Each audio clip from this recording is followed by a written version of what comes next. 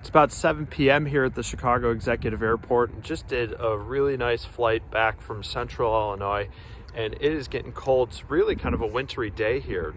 I flew back. It's about an hour flight from Central Illinois, and there was a lot of ice out there. So I want to show you a little kind of a little walk around here. Hopefully the lighting is great on the icing, but before we do that, there's a little pro tip. It is fabulous outside. It feels like flying on the 4th of July right now. I don't know what happened, but COVID has really upped the game of all these neighborhoods and their holiday lights that they've been displaying. It's kind of cool as you're flying around. You can actually see the tail lights of where the really cool neighborhoods are, where there's an extravagant holiday light show going on. There's a backup of tail lights. So in your area, do yourself a favor, get out and fly, and you'll be mightily impressed with how cool the holiday light displays are in all over the neighborhoods. And like I said, feels like 4th of July.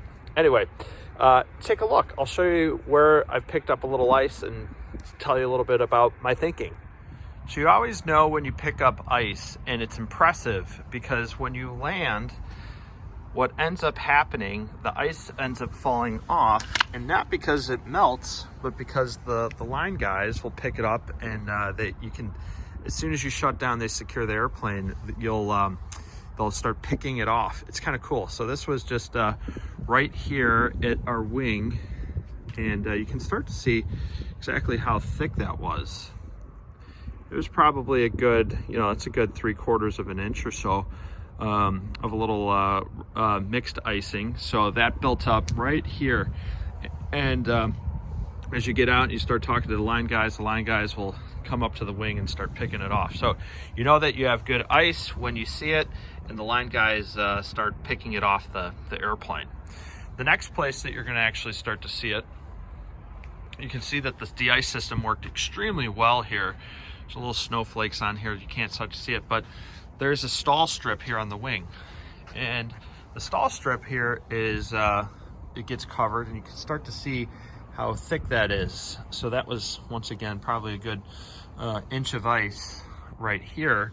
I can put my finger here just for some guidance there to be able to see it. But this area typically on the Cirrus gets, because of the stall vane here, there you go, you can see it fall off, but you can see how this forms, and it's actually pretty cool. So I don't necessarily panic too much when I have a little bit of ice there, because the system's keeping up, and mainly triggered by this little stall vane. Awesome. So right down here on the wheel pant is another place where you're going to start to see some ice. It's already starting to melt off. As soon as I touch it, you'll start to see it build up there. Right in the wing root, start to see it there. And then, like I said on one of my videos, the cold weather video, I immediately try to put the cowl plugs in when I land. So I'll get those all set up right away, and there's a little nose cap of ice right here, which is nice.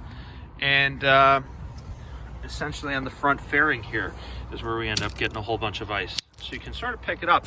Temperature's about 30 degrees right now, and going through the icing here in Chicago, typically if you're flying to a satellite airport other than O'Hare or Midway, what will end up happening is air traffic control leaves you at 3,000 or 4,000 feet.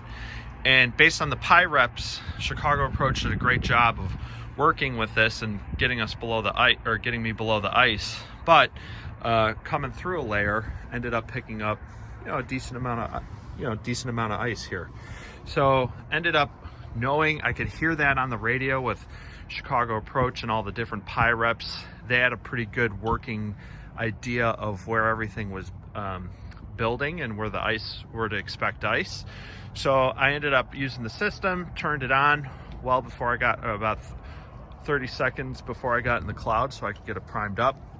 I had been using it earlier in the day, so everything was wetted out quite nicely.